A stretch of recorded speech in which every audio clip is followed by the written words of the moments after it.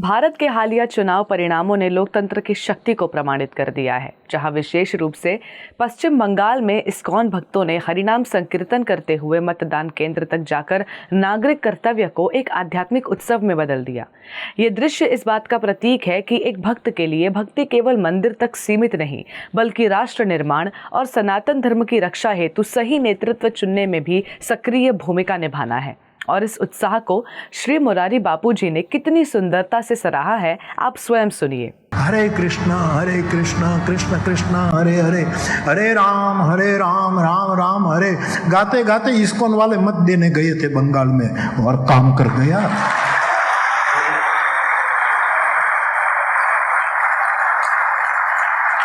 मुझे राजनीति से कोई लेना देना नहीं।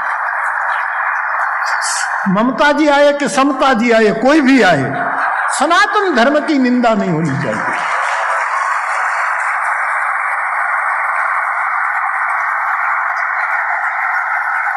बाकी हमें क्या लेना देना। मेरे पास कोई न्यास नहीं है, मेरे पास केवल व्यास है। केवल एक वस्तु को लेकर हमें क्या लेना देना। जैसा कि श्रद्धेय मुरारी बापू ने भी रेखांकित किया कि राजनीति में सत्ता परिवर्तन से अधिक महत्वपूर्ण सनातन धर्म की मर्यादा और उसकी सुरक्षा है। उनका संदेश स्पष्ट है कि चाहे कोई भी दल सत्ता में आए, धर्म की निंदा नहीं होनी चाहिए। और हमारा मुख्य विश्वास राजनीति के बजाय व्यासपीठ और शास्त्रों की शक्ति पर होना चाहिए।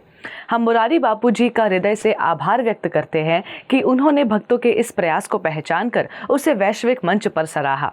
भक्तों का ये उत्साह हमें सिखाता है कि मतदान केवल एक राजनीतिक प्रक्रिया नहीं, बल्कि अपनी आध्यात्मिक और सांस्कृतिक विरासत को सुरक्षित रखने का एक संकल्प है। इसलिए सभी भक्तों और सनातन धर्म के अनुयायियों से हमारा विनम्र निवेदन है कि चुनाव चाहे राष्ट्रीय स्तर पर हो या स्थानीय स्तर पर, अपने मताधिकार का प्रयोग अवश्य करें। घर पर बैठकर चुनावी परिणामों की प्रतीक्षा न करें, बल्कि स्वयं बाहर निकलकर परिवर्तन का हिस्सा बने। याद रखिए, जब हम मतदान से पीछे हटते हैं तो हम अनजाने में उन शक्तियों को अवसर देते हैं जो सनातन धर्म के विरुद्ध हैं। आपका एक वोट केवल एक संख्या नहीं, बल्कि धर्म की रक्षा के लिए उठाया गया एक ठोस कदम है। तो आइए हम अपनी नागरिक जिम्मेदारी को भी भक्ति का एक अंग माने, ताकि समाज में धर्म की मर्यादा और हरिनाम की गूंज सदैव सुरक्षित रहे। हरे कृष्णा।